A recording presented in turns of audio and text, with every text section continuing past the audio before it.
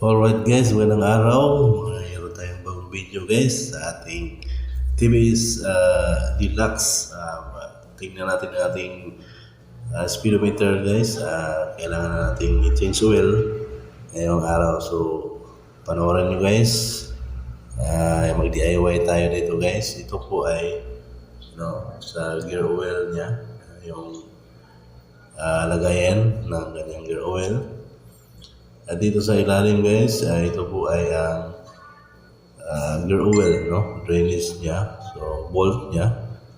So kailangan nating tanggalin guys para lumabas ang kanyang oil. So gamitan lang natin ang rinse, open rinse. So ng 17, Yan po guys, nahihirapan po tayo pero natin ayusin natin mabuti.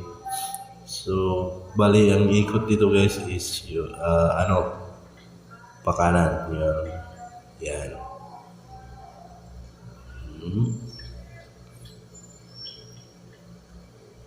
Yan. Yung pa-up yung move niya. So, ganyan lang po guys. Napakasimple lang po guys. Kailangan lang tayong matuto sa ating sarili. So, sinubukan ko ito guys. Medyo paluwag na siya. So, ginamay lang natin. Yan na po ang gagawin natin guys sa ating mga unit ng ating mga RE or TBS. So, ganito lang po guys.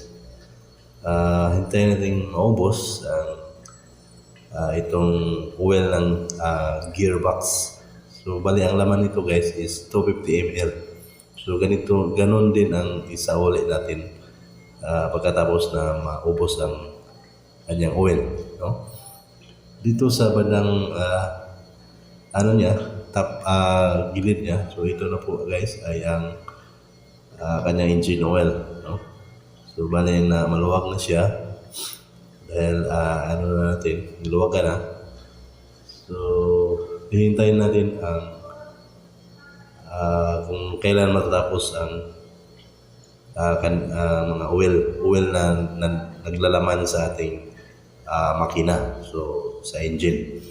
So ito po guys ay bali 1.5 liters ng ating oil,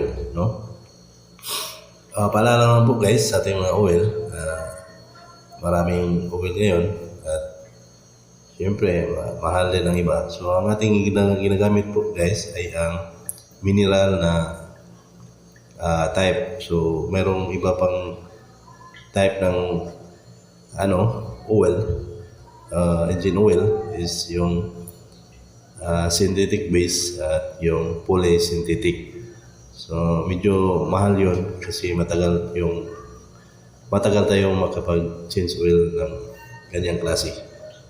So, sa ating abot bulsa lang po guys, ito po lang nakayanan natin. So, bali itong oil na ginagamit natin is nasa 225 po ang bawat liter. So, dalawang oil, so 2 liters. So, mahigit 450 ang gastos mo. Plus, oil filter pa na 145 bawat isa. So, ganito lang po guys. Kung gusto nyo buwan-buwan ang pag-change oil ng mga tri-cab, pwede naman po. Pero sa akin po guys, yung odometer lang po sa kilometer reading niya. So, lagpas lang po siya ng 1,000 kilometer na ating pinagmasdan, pwede na nating ma-change oil. So, nasa inyo na po kung buwan-buwan ba or by kilometer reading. So, basta sa akin, ito lang po ang ma-suggest ko is 1,000 above or 1,000. So, wala na siyang tagas guys sa oil natin. Ang bolt ng ating gearbox. So ang ating ano nito guys, paglalak, no? So, bari pa counterclockwise siya. Ano ba to? Yung pa kanan siya. Yung pagluwag nito guys is yung pakaliwa. Yan lang po guys. So, tignan natin mabuti kung wala pang mga alikabok or mga dumi para may maano natin, no? Yan. Yung pa kanan, yung paghigpit nito guys. Yan. Simple lang po guys. Ang importante, meron tayong tools na ganito. So 17 po ang size ng ating gearbox at saka engine oil na kanyang bolt. So konti na lang po guys, wala po tayong air so mano-mano lang po tayo kung hindi po natin hinihipan. So basta konti na lang. Kung gusto niyo overnight yung i-drain, so sa akin hindi na, kasi pagdating ko ng gabi is mainit pa yung makina. So pagka umaga nasa 4:30 ang time ngayon sa ko dito. So hindi na siya mainit, so malamig na. So bali naabutan tayo ng dito mga nasa 5 o'clock AM. So ganito lang, hindi lang natin tinidrain ng matagal. So, kasi pagkatapos dito maghanap ako ng mga pasahero. So ganito lang po ang ating ginagawa, mga katibis, mga katuda.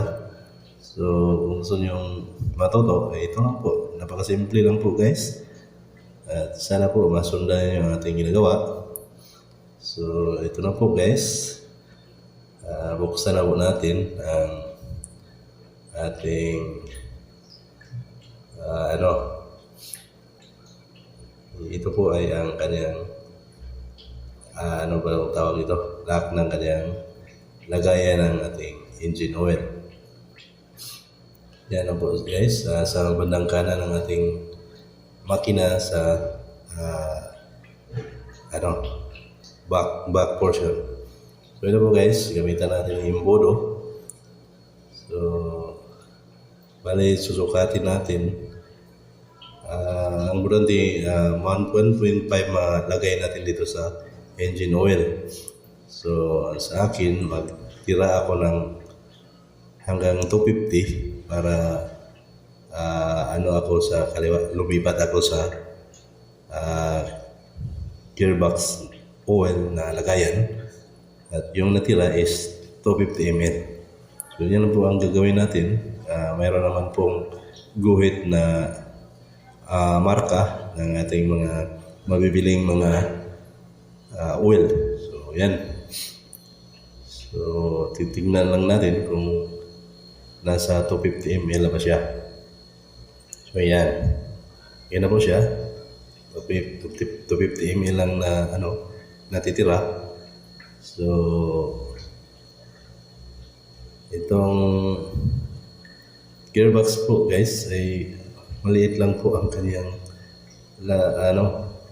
buhok o kanyang hole ng kanyang pasukan ng oil. So ating gagawin dito guys is i-transfer natin. Makikita nyo mamaya. Yan, tina-transfer ko sa lagayan ng yung maliit lang ang dulo, yung parang i-spray lang natin sa So tingnan lang po niyo guys.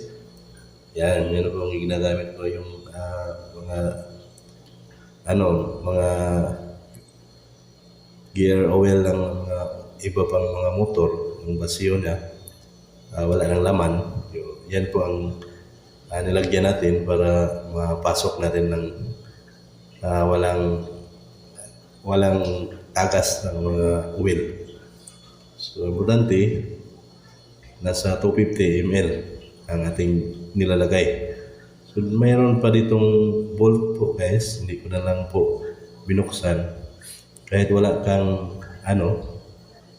dangkalan or wala kang hindi nalagpas ng 250, pero pag tumagas na siya, so ibig sabihin daw is siya, 250 ml na siya. So, ang ginagawa ko is minimeasure ko lang po ito kasi yung bagong bili nating oil is mayroon siyang measurement na 250 hanggang sa 1 liter. So 250 is yun po ang